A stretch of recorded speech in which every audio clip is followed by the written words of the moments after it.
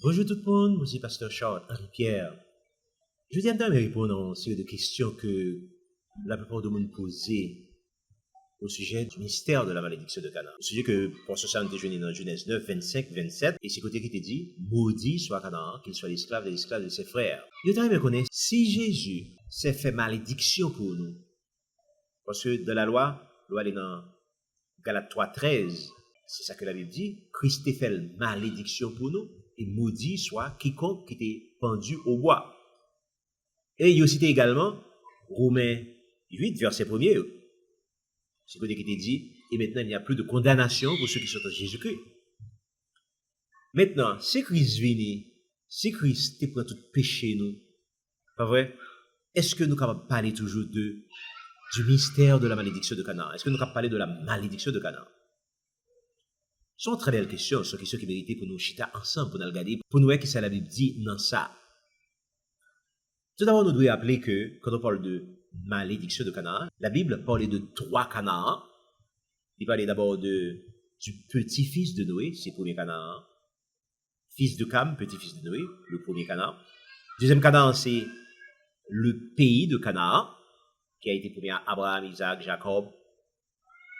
Est-ce que le pays, ça, c'est lui-même qui sujet de malédiction de Canaan? Non, parce que depuis l'Éternel te promet là, l'Éternel te dit Abraham comme ça, il va le bali un pays où coule le lait et le miel. Et je dis, nous avons dit que c'est un pays qui est réellement bien, il est en forme, il y a tout ce qu'il faut, du point de vue agricole, du point de vue industriel, du point de vue des ressources naturelles, il n'y a pas manqué rien. Donc, l'autre pays à côté. Donc, au monde pas dit que c'est le pays d'Israël, au monde pas dit que c'est le pays d'Israël qui maudit. Donc, troisième Canaan maintenant. Troisième Canaan, c'est qui ça que lié? C'est la population de Canaan. Et notez ouais que c'est lui-même qui est concerné justement par cette fameuse malédiction. Et quand on parle de la population de Canaan, on ne va pas parler de toute population de son ensemble. Sujet que le pays a été fondé en deux après la mort de Salomon, l'OM du Nord, l'OM du Sud. L'OM du Nord a été allé en déportation en Syrie en 721. Et avant Jésus-Christ, l'OM du Sud là, c'est lui-même qu'on y a accueilli le royaume de Juda, c'est lui-même qui a fait pire mal que l'OM du Nord, et bien c'est lui-même justement qui est copé de cette malédiction-là. Donc, nous avons que il y a 4 raisons qui font que l'OM du Sud était particulièrement maudit. Première raison, c'est le fait que Noé a lancé prophétie ça sur lui, dans Genèse 9, 25, c'est la première raison. Deuxième raison, c'est parce que justement, l'OM du Sud, était violé les commandements, les ordonnances, tout ça qui était dans Deutéronome 28, Lévitique 27, Jérémie 16, mais ni lui-même ni l'OM du Nord, il était violé toute parole, ça fait que l'Éternel était chassé d'Israël. Donc, l'OM du Nord était à la déportation, l'OM du Sud également.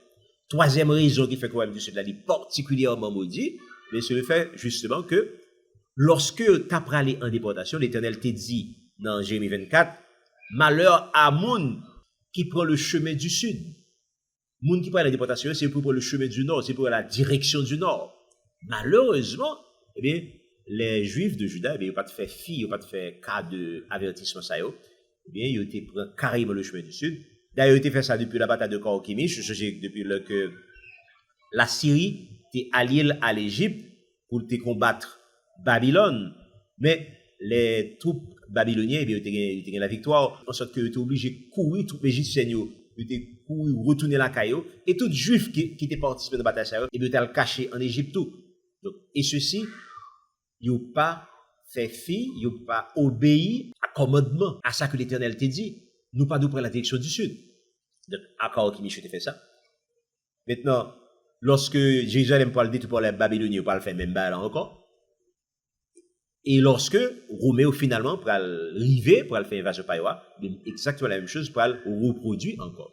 Donc, pour toutes ces raisons, nous avons dit que vous violé ça qui était dit dans Jérémie 24, et toute malédiction que Jérémie 24 prévoit pour cette situation, ça, mais tout été réalisé. Maintenant, il y a une quatrième raison qui fait que particulièrement maudit, qui fait que les Juifs sont particulièrement maudits. Et bien, c'est parce que justement, lorsque Jésus-Christ est venu, pas vrai? Lorsque Jésus est venu, Jésus a porté la parole pour les Juifs de Jérusalem, de Juda. La Bible dit dans Jean, la lumière est venue dans le monde n'a point reçu. Et bien, pas recevoir. Il a tellement pas recevoir, il a fait violence contre lui-même, il fait complot contre lui-même, finalement, il a arrêté, il a crucifié, et il a tué. Et malgré tout effort qu'il a fait, Juif était préféré relâcher un certain Barabbas, qui était un voleur, un meurtrier, un qui était plein de problèmes. Eh ben, il était préféré Barabbas à Jésus. Donc, imaginons un monde qui préférait un vaurier au roi des rois, au seigneur des seigneurs. Donc, ça, c'est l'autre faute énorme que ça est tout. Donc, pour ces raisons-là, pour certaines raisons, donc, le royaume de Juda, alias Canaan, il était particulièrement maudit. Maintenant, question que je me pose, c'est que, est-ce que malédiction ça, l'on vient tomber dans les temps modernes, est-ce que malédiction ça, n'est pas allé du fait que Jésus quittait la ville pour les péchés du monde, est-ce que malédiction ça, il de mise toujours? Nous croyons que ce sont très bonnes questions, ce sont excellentes questions, qui méritaient pour nous faire une petite chita sur lui. Tout d'abord, nous devons noter que Jésus-Christ, il était venu dans le monde, selon ça que la Bible dit, Jésus-Christ est venu dans le monde pour sauver les pécheurs. Donc, la mission de Jésus-Christ, lorsqu'il était venu sur la terre, lorsqu'il était venu incarné dans sa première venue, lors de sa première venue, la mission, c'était sauver les pécheurs. Et premier monde que l'était visé, c'était justement les tribus perdues, c'était les Juifs. C'est eux-mêmes que l'était visé en premier. C'est la première raison qui fait que Jésus-Christ est venu. Là, il dit que Jésus-Christ est venu pour sauver les pécheurs, bonne condition clé que Jean-Baptiste qui a annoncé, repentez-vous car le royaume des cieux est proche. Donc, condition, c'est la repentance. Jean-Baptiste dit, Jésus-Christ dit, et toute l'autre apôtre, il ne va pas le faire ministère, il ne va pas le dire même tout. La condition pour le salut, c'est la repentance. Nous devons repentir. Donc, Jésus-Christ est venu pour sauver les pécheurs, à condition justement que les pécheurs aient repenti. Ça, c'est une qui clé que nous notons. Mais quand on parle de pécheurs maintenant, nous devons reconnaître qu'il y a plusieurs types de pécheurs. Il y a des pécheurs individuels, des gens qui font péché, des péchés personnels, que nous avons dit. Par exemple, là, on était le jour ou l'autre, et c'est lui-même qui fait péché, l'autre ne va pas faire péché. Là, on était là, les volets, on barrait, les gens qui posent action, c'est les pécheurs, c'est les responsables de l'action que le posent. Les gens frappent au monde, c'est les gens qui frappent, c'est les gens qui sont responsables. Donc, il y a ce qu'on appelle les péchés individuels. Par opposition au péché collectif. Péché collectif, c'est un péché qu'un certain nombre de monde fait, les hommes étaient têtes ensemble. Donc, à distinguer des péchés collectifs qui fait, par exemple, dans des familles, il y a des familles qui font des péchés, par exemple, nous sommes dans la Bible, la famille de Achan, par exemple. Les oranges quand eux, pour commettre le péché d'Achan. Il y a plusieurs familles, il y a plusieurs groupes qui commettent des péchés de la Bible. Et même, quand on parle de péché collectif, nous arrivons jusque, là, nous parlons de péché de des villes, par exemple, le péché de Sodome, le péché de Gomorrhe, bien ça, le péché de la ville de Sodome, de la ville de Gomorrhe. Et puis, il y a des péchés nationaux, c'est toute une nation qui commet péché. Par exemple, la Bible parle des péchés d'Israël, la Bible parle de l'apostasie d'Israël, et bien ça, c'est tout Israël qui sombrer dans l'idolâtrie, c'est tout Israël qui sombrait dans l'apostasie. Donc, ça vient nous permettre de distinguer différents types de péchés. Et du fait qu'il y a différents types de péchés, il y a différents types de solutions face au péché. Les Jésus qui viennent qu'on y a, qui provision que Jésus qui t'a fait pour les péchés. La Bible te dit, voici venir celui qui efface les péchés du monde. C'est ça que Jean-Baptiste dit. C'est l'agneau qui efface les péchés du monde. Jésus était venu pour les péchés de toute la terre. Il était venu pour pécher tout le monde. Mais évidemment, pas oublier, bonne condition. Condition, c'est la repentance. Est-ce que vous avez repenti? Là, Jésus était venu. Est-ce que vous repenti? Je dis. Donc, on a dit que, bonne condition pour que Christ efface tous les péchés du monde, qu'il s'agisse de péchés individuels, qu'il s'agisse de péchés collectifs, gagnons condition. Une condition clé qui est articulée depuis les évangiles. Condition, c'est la repentance. Repentez-vous, car le royaume des cieux est proche. Maintenant, est-ce que condition ça remplit? Lors considérer l'Église, ou constater que il y a plus chrétiens qui mal affermis que des chrétiens qui bien affermis dans l'Église. Il y a plus bébés dans l'évangile de l'Église que des chrétiens qui vraiment accomplis d'une manière générale. Ça, c'est une constatation que tout le monde a fait, que n'importe qui est capable de faire. Pourquoi ça que nous dit ça? Eh bien, c'est parce que justement, quand on parle de repentance là, À peine sous cap jouer un monde qui réellement bien repenti, bien converti, bien chita dans l'évangile.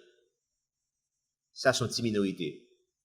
Majorité a li mal converti, li mal repenti, li pas fin trop bien chita dans l'évangile.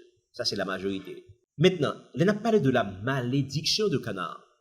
Il y a des gens qui disent que ça que bon Dieu te doit dire maudit soit Canaan, mais en cours de route il change d'opinion. Surtout les crises vini. Parole l'a dit, voici l'anneau de Dieu qui efface les péchés du monde. Eh bien, bah là tout effacé.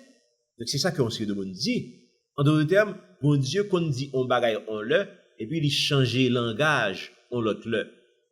Nous reconnaître que c'est vrai, ça qu'on fait dans la Bible. Ça qu'on fait. Ça qu'on fait pour quelle raison d'abord? Ça qu'on fait parce que il existait deux types de volonté de Dieu. Il y a ce qu'on appelle la volonté permissive de Dieu et il y a la volonté absolue de Dieu.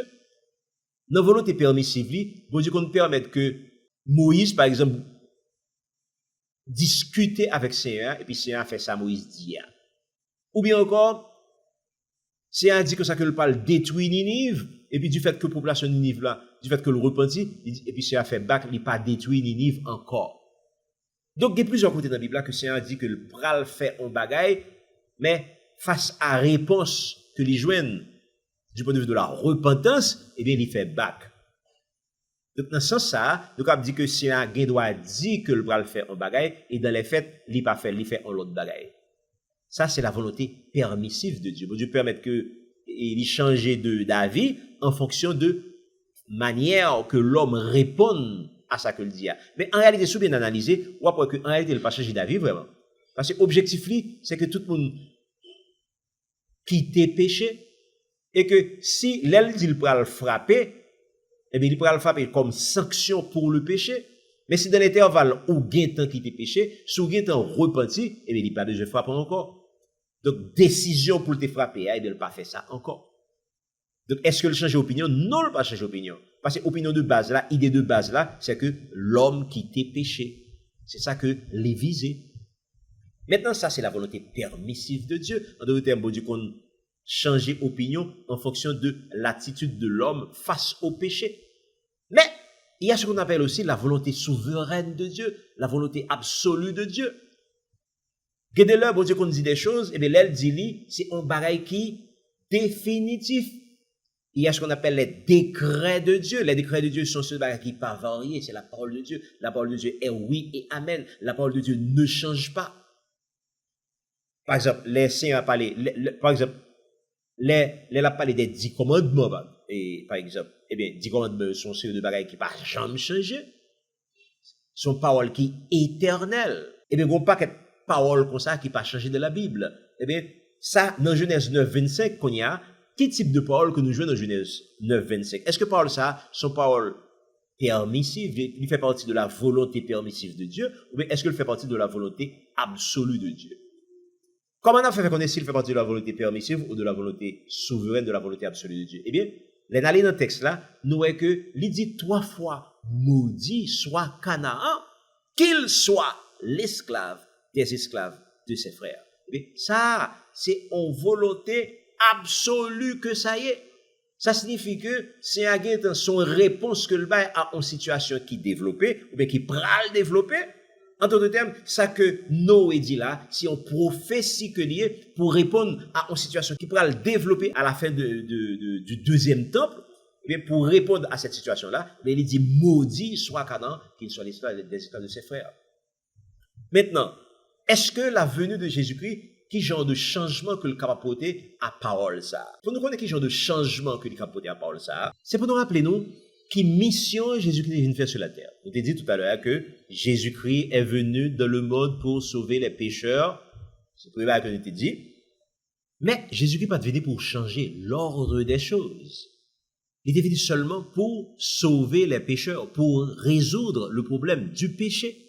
C'est peut-être raison ça que le t'est venu. D'ailleurs, dans différentes déclarations que le t'ai fait, il dit un certain nombre de choses. Par exemple, il t'a dit, dans Matthieu 10, 34, 36, je ne suis pas venu pour apporter la paix, mais pour apporter l'épée. Je ne suis pas venu pour apporter la paix, mais l'épée. Ça, c'est Matthieu 10, 34, 36. Donc, Jésus n'est pas venu pour mettre la paix dans le monde, mais il est venu pour apporter l'épée. L'épée, c'est quoi? La Bible dit que c'est l'épée de la parole. Hébreux 4:12. La parole de Dieu est comme une épée. Il est venu pour apporter l'épée. C'est peut-être raison ça qu'il est venu. Dans Jean 16:33, il était dit, vous aurez des tribulations dans le monde, mais prenez courage, car j'ai vaincu le monde. Il voit dans le monde, et puis il dit, vous aurez des tribulations dans le monde. Il n'est pas vrai pour aller à l'aise dans le monde, mais il connaît que par il y a des problèmes dans le monde, il va passer par toutes sortes de tracas, toutes sortes de difficultés. Eh bien, il dit, prenez courage, vous aurez des tribulations dans le monde. Dans Matthieu 16:24, Golobag dit un truc très intéressant. Il dit, si quelqu'un veut me suivre, qu'il renonce à lui-même, qu'il se charge de sa croix et qu'il me suive. Donc, si quelqu'un veut me suivre, donc, si vous êtes disciple de Jésus-Christ, vous devez renoncer à tête, à tout projet, à tout ça que vous avez fait. Et puis, c'est bon Dieu qui choisit pour vous, c'est lui qui décide pour vous, c'est Christ qui doit décider pour vous, c'est Christ qu'on doit suivre. Vous devez vivre selon ses provisions, selon ses commandements, selon sa parole. Qu'il renonce à lui-même, qu'il se charge de sa croix. Même que Jésus te qu'on croit t'a porté, bien chaque chrétien qu'on croit qu'il a porté tout, bien l'on vient jouer Seigneur ou doit avoir capacité pour porter croix par là, qu'il se charge de sa croix et qu'il me suive. Donc tout le monde qui suit lui, il doit faire ça. Il y a un pile de difficultés pour pas le traverser, il y a un pile de problèmes pour pas le traverser, mais il pas de décourager, il doit entrer en bas croix, qu'il se charge de sa croix et qu'il me suive. Toute parole, ça, c'est pour dire que Seigneur n'a pas jamais venu pour changer l'ordre des choses. Mais il est venu pour résoudre un problème bien précis, le problème du péché. Et là, pour aller, c'est encore ça que le dit, disciples, il dit, allez, dans Matthieu 28, allez dans toutes les nations, faites des disciples. Donc, est-ce que Jésus est venu pour résoudre le problème de la malédiction de Canaan? Donc, Jésus est venu pour un problème qui est beaucoup plus vaste que ça. C'est le problème du péché. Et le problème de la malédiction de Canaan, il fait partie des différents péchés qui étaient commettre avant que Jésus est venu. Donc, dans ce sens, nous avons dit qu'il est venu vraiment pour ça. Mais pas oublier que nous avons dit qu'il y a plusieurs types de péchés. Il y a ce qu'on appelle les péchés individuels, il y a les péchés collectifs. Et pour que le sang de Jésus il agisse sur le monde, il faut une condition, il faut que nous en repentions. Donc, pour que péché individuel, en fait, résoudre, pour le péché individuel, pour que résoudre, eh bien, chaque grain de pécheur doit repentir de péché ça. Et l'inverse, c'est aussi vrai, pour que tout le monde, collectivement, qui commet un certain nombre de péchés, mais pour que le problème ça résoudre, eh bien, péché collectif ça doit passer par la repentance. Donc, quand on parle de la malédiction de Canaan, eh bien, c'est Canaan dans son ensemble qui doit repentir, qui doit abandonner un certain nombre de choses, qui doit changer sa manière de vivre, qui doit changer ses habitudes, qui doit changer ses coutumes.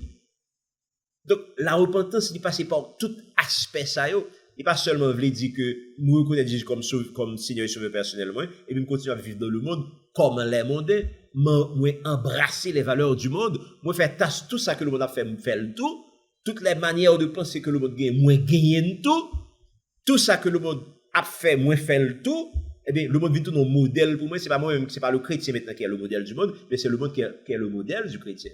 Alors, là, ça, est-ce qu'on peut parler justement de la solution du problème de la malédiction de Canaan? Est-ce qu'on est capable de dire ça? Est-ce qu'on est capable de penser à ça? Non, on ne peut pas faire ça.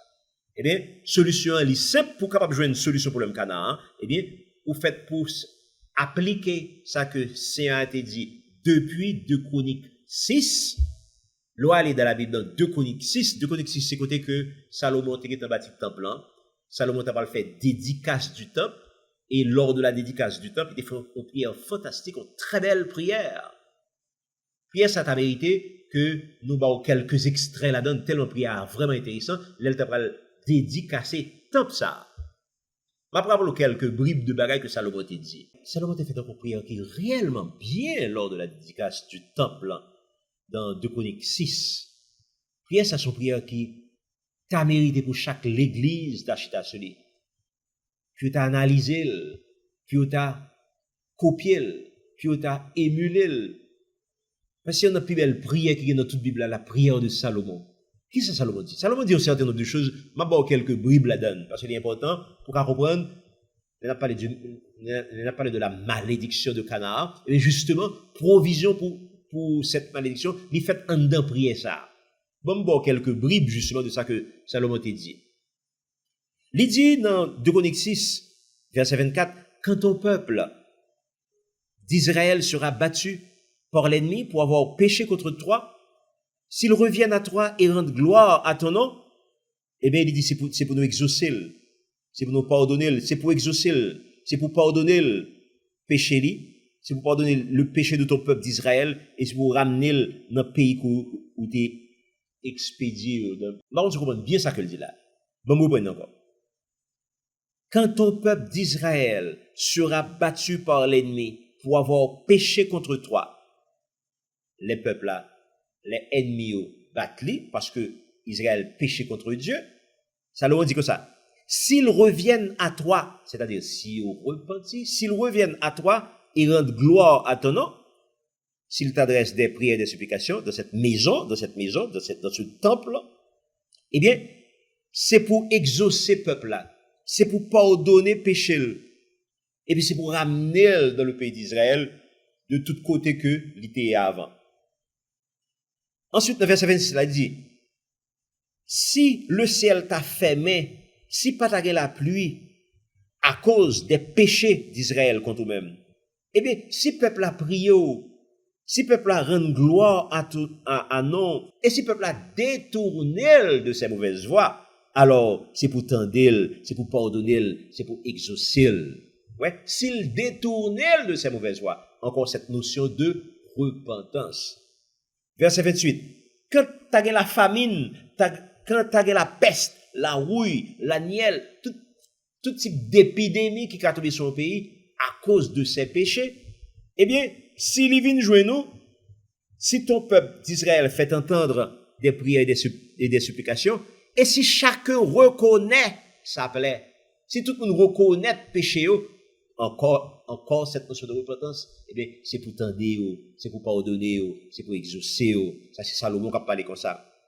Verset 34. Quand ton peuple sortira pour combattre ses ennemis, en suivant la voie que tu lui auras prescrite, s'il t'adresse des prières, le regard tourné vers cette ville, eh bien, c'est pour exaucer lui. Là, il dit, c'est le peuple là qu'on a qui parle en bataille.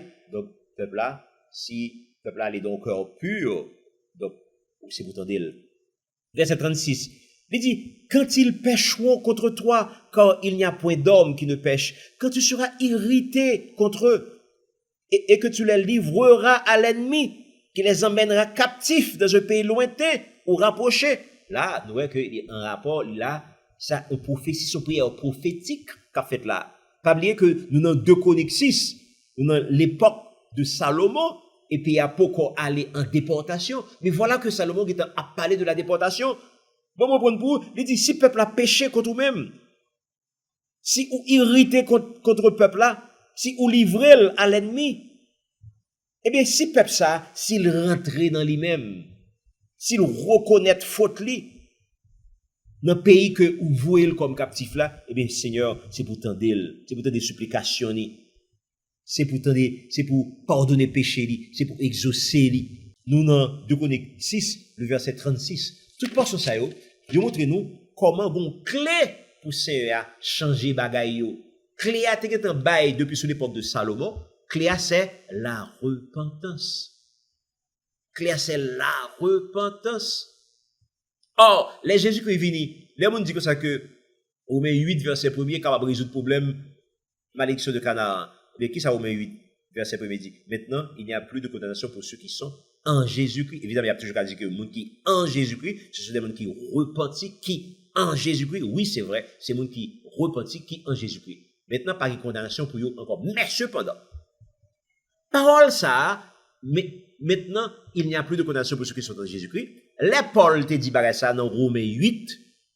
Paul dans Romains 7 t'a parlé de la loi du péché, la loi de la mort, la loi de au monde qui fait ça le pas de fait, qui pas fait ça le veut faire, la loi de au monde qui voit que le péché qui a bouilli dans même li. Eh bien, dans Romains 8 là maintenant, il dit donc maintenant il n'y a plus de condamnation. Maintenant moun ça li résoudre le problème du péché en Jésus-Christ, il résout le problème du péché. Mais problème, li résout problème péché ça, qu'a bouille dans membre liya, qui fait le fait ça, le pas le faire, qui pas fait le fait ça que le voulait faire, eh bien, problème ça résout dans Romains 8, verset 1er. Et maintenant, il y a un donc qui relie ça qui se dit dans Romains 7 là, à ça qui dans Romains 8. Donc, Romains 8, verset 1er, il n'est pas applicable à la malédiction de Canaan. Il est vrai que le rapport plus ou moins lointain avec elle, en ceci que l'on peuple maudit, eh bien, l'on peuple maudit, il y a des situations que l'on a rencontrées qui ne sont pas sorties dans lui-même, qui sont dans celle-là, c'est un pas mal opportunité, c'est un pas mal la pluie, c'est un pas mal, et on sait de bons bagages que l'autre joue, mais lui-même, il pas joué en raison de cette malédiction. Donc, c'est ça fait que Romains 8, verset 1er, il n'est pas applicable. Alors, comment pour le problème de la malédiction de Canaan, comment pour l'appliquer, comment pour le résoudre à 100%, mais pour les résoudre à 100%, vous devez passer par la repentance. De même que les péchés individuels pour les solutionner, vous devez passer par la repentance individuelle. De même, pour les péchés collectifs, pour que les solutionner, vous devez passer par la repentance collective. Or, comment comprendre qu'un pays, tant qu'Haïti par exemple, côté que il y a une sous-population, que 50% de la population la pratique le vaudou. Est-ce que un monde qui apparaît devant le Seigneur pour le dire Seigneur, vous connaissez pas Seigneur, moi-même, je fais partie de 50% de monde qui parle dans le vaudou. Mais 50% petit tout a fait vaudou, mais il y a 50% qui pas fait vaudou. Alors, comment vous pensez que le Seigneur va réagir à une situation comme ça? Est-ce que la résoudre le problème pays, ça? Est-ce que pays ça l'a chapé pour lui en bas la malédiction de Canaan? Surtout lorsque vous comprenez que le peuple d'Haïti, c'est un peuple de la Bible, c'est un peuple du livre, c'est un peuple qui sortit directement Jérusalem. Donc, comment vous voulez pour le problème ça résoudre sans que vous pas passer par la repentance nationale? C'est que c'est pas tout pays qui prend conscience, qui rentre dans lui-même exactement ce que Salomon te dit dans 2 Chroniques 6, 36. Et on parle que le Seigneur va répondre Salomon dans 2 Chroniques 7, 14, c'est un pas répondre Salomon va le dormir, va le faire songe, c'est un pral parler avec, il va dire comme ça, si mon peuple, sur qui est invoqué mon nom, s'humilie, prie, cherche ma face, s'il se détourne de ses mauvaises voies. Voilà, s'il se détourne. Est-ce qu'on comprend le problème, par exemple, d'Haïti, qu'on a 50% de monde qui dit que c'est protestant, bon, pas porter dans le business. Est-ce que c'est des protestants complets, sérieux, ou bien est-ce que c'est des protestants de non, bon, pas porter dans polémique ça. Mais, moi, je dis que ça, si vraiment il y a 50% de protestants dans le pays, et que il y a 50% de vaudouisants, est-ce qu'on peut paraître devant mon Dieu pour dire que ça, que Haïti, c'est un pays qui repentit, avec seulement 50% de monde avec seulement 50% de petites, de postérité ça, qui embrasse le Seigneur, et il y a 50% de postérité Canaan, qui pas embrasse le Seigneur, qui vivent dans l'idolâtrie. Est-ce que le pays ça capable béni? Est-ce que le pays ça capable de sortir en bas malédiction de Canaan? Donc, c'est comme ça pour nous aborder pour le pays. C'est comme ça pour nous aborder. Donc, les nous dit que malédiction est toujours posée, mais c'est pour nous aller dans un sens global, dans un sens collectif. Est-ce que nous faisons job, nous-mêmes qui convertis, nous-mêmes qui avons Christ dans nous-mêmes, nous-mêmes qui avons dit que Romains 8, verset 1er, il est applicable à nous-mêmes, nous-mêmes qui avons dit que Galates 3, 13, il est applicable à nous-mêmes. Mais est-ce que ça suffit? C'est vrai que s'il est applicable à nous-mêmes, individuellement, nous chapper pour nous, individuellement, nous sauver, individuellement, nous pas de problème. Mais pour monde qui peut convertir, pour pays qui en bas malédiction de Canaan, eh bien, il ferait commencer en bas malédiction. Ça. Parce que son seule solution qui gagne, solution, c'est la repentance. Si intégré de répondre ça, comme ça, et là, Jésus-Christ est venu, Jean-Baptiste qui a dit, le ministère a commencé, repentez-vous quand le royaume des cieux est proche. Les Jésus va commencer le ministère, même Jean tout, repentez-vous quand le royaume des cieux est proche. Pierre, Jacques, Jean, pour faire même balle à tout, repentez-vous quand le royaume des cieux est proche. La totalité des disciples, y compris Paul, pour le dire même balle là, repentez-vous et convertissez-vous. Ça, c'est dans l'acte des apôtres. Donc, la repentance, c'est un passage obligé que lié pour tout le monde.